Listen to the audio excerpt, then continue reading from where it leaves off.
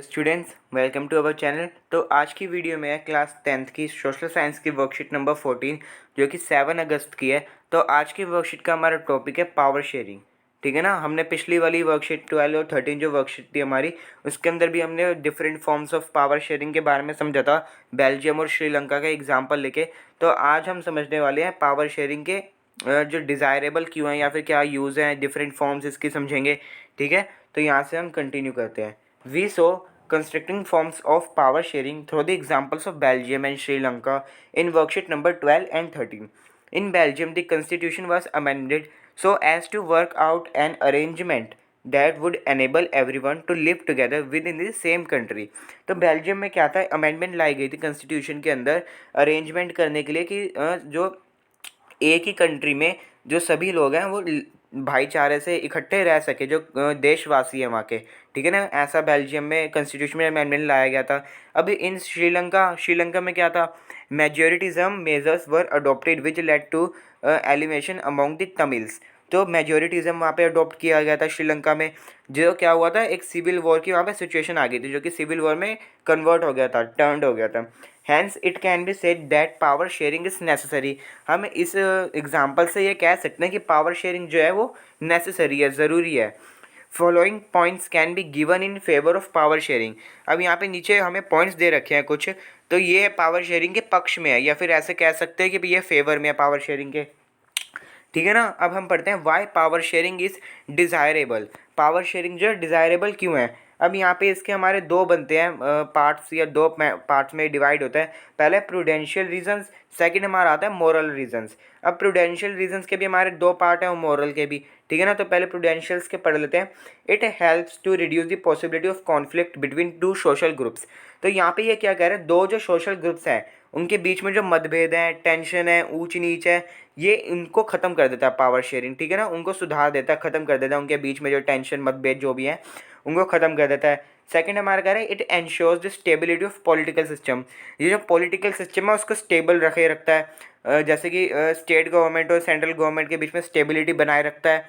ठीक है ना। उसके बाद जो हमारा मोरल रीजंस है वो हमें कह रहा है it is the very spirit of democracy. और सेकंड है it provides the legislative of the government. यहाँ पे वही आ गया स्टेबिलिटी ऑफ गवर्नमेंट, और एक और यहाँ पे आ रहा है कि ये डेमोक्रेसी का एक पार्ट है, डेमोक्रेसी का एक इम्पॉर्टेंट पार्ट है। अगर ये नहीं हुआ तो डेमोक्रेसी का ज़्यादा कोई फ़ायदा नहीं है।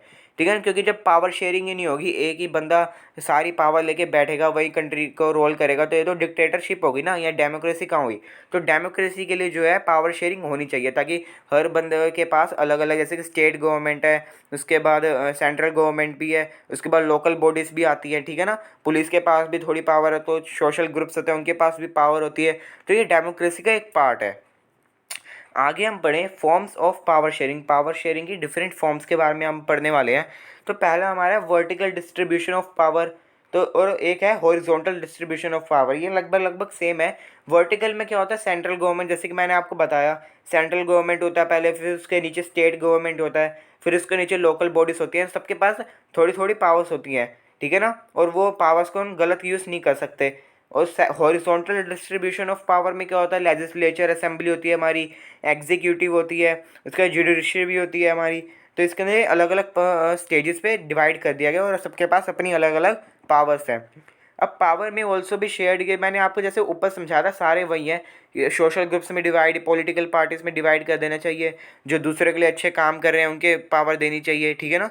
अब यहाँ पे हम टिक द करेक्ट ऑप्शन देखें, बहुत ही ईजी हैं, बस दो ही क्वेश्चन है, और वो भी दोनों टिक द करेक्ट वाले हैं, एमसीक्यू वाले हैं।